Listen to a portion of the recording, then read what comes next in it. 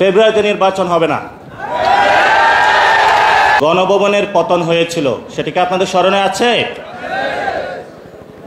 আরেকটা ফেসিবাদের কারখানা রয়ে গিয়েছে এখনো, আরেকটা ভবন আছে, সেটা হলো বঙ্গভবন।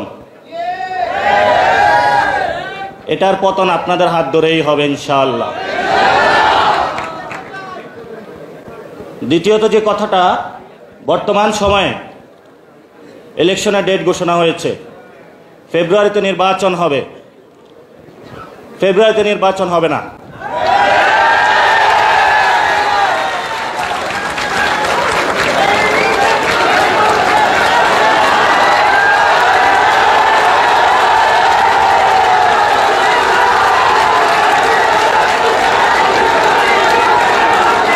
শুনুন,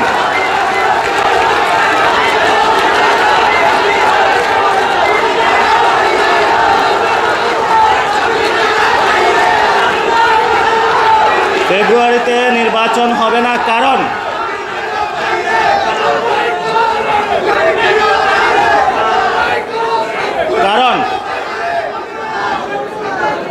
কারণ যদি ফেব্রুয়ারিতে নির্বাচন হয়, আমার যে ভাইয়েরা শহীদ হয়েছিল, রক্ত দিয়েছিল সংস্কারের জন্য, একটি নতুন সংবিধানের জন্য, তাহলে কবরে গিয়ে তার লাশটা ফেরত দিতে হবে এই সরকারকে। আমার যে ভাইয়ের হাতটা চলে গিয়েছিল, যদি সংস্কার কাজ শেষ না করে নির্বাচন হয়, তাহলে এই সরকারকে আমার ভাইয়ের হাতটা ফিরিয়ে দিতে হবে। যে মায়ের বুক খালি হয়েছিল, যদি সংস্কার ছাড়া, একটি নতুন সংবিধান ছাড়া বাংলাদেশে নির্বাচন হয়, তাহলে ওই মায়ের বুকের সন্তানকে ফেরত দিতে হবে। অনেক বাচ্চাকে দেখেছি এখনো বুকের দুধ পান করে, কিন্তু বাবা শহীদ হয়েছে। তাদের সাথে যখন কথা বলেছি, তাদের মুখের ভাষা পাইনি, শুধু চোখের ভাষা পেয়েছি। চোখের ভাষাটা ছিল অশ্রু। যে অশ্রুতে তারা বলেছিল,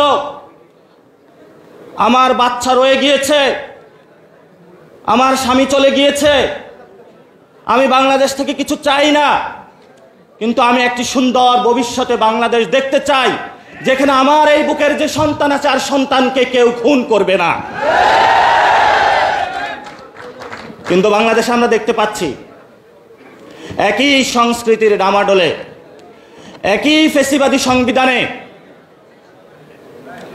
একই সিস্টেমের মধ্য দিয়ে আমরা নির্বাচনে যাচ্ছি। তাহলে এতগুলো মানুষ শহীদ হওয়ার প্রয়োজন কি ছিল? এতগুলো মানুষ আহত হওয়ার প্রয়োজন কি ছিল? আপনারা দেখেছেন, এখানে অনেক মিডিয়া ভাই রয়েছেন। ভারতে হিন্দুত্ববাদী বিজেপি এক এক করে সকল মিডিয়া দখল করেছিল, কিন্তু কিছু তরুণ যুবা অল্টারনেটিভ মিডিয়া সৃষ্টি করে ভারতের বুকে গত ইলেকশনে বিজেপির যে জয়যাত্রা, তাদের যে হম্বিতম্বি, সেটা রুখে দিয়েছিল। আপনাদের কি স্মরণ আছে? আপনাদেরকে সেই ভূমিকায় নামতে হবে। বর্তমানে গণ অভ্যুত্থানে যারা নেতৃবৃন্দ রয়েছেন, 1 লাখ টাকা, 5 লাখ টাকা বিভিন্নভাবে এমনভাবে ক্যারেক্টারাইজেশন করা হচ্ছে, মনে হচ্ছে বাংলাদেশের সবচেয়ে বড় তারা ক্রিমিনাল। এসব ফাইজলামি বন্ধ করতে হবে।